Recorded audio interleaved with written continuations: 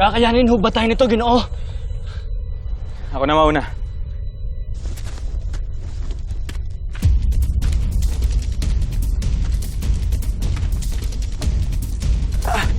Kaya!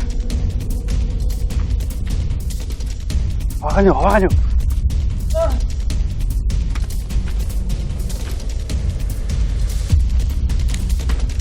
Tasyo, halika na! Sige na, Eduardo, tumakbo na kayo! Susunod kami!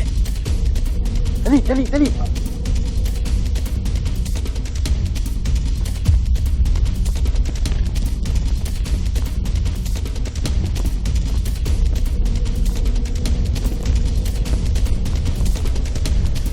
Ginoong Luis, kaibigan ko si Hiroshi.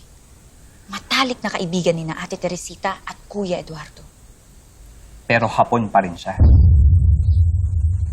Kaya hindi natin masasabi kung anong tumatakbo sa kanyang isip. Ano man ang mangyari, mas pipiliin niya ang kanyang bayan kaysa sa inyo. At yun nga, mag-iingat ka sa isang tao na naging parte kung bakit tayo nasakop ng mga Hapon ngayon. Yun lamang, magpapalam na ako, Adelia.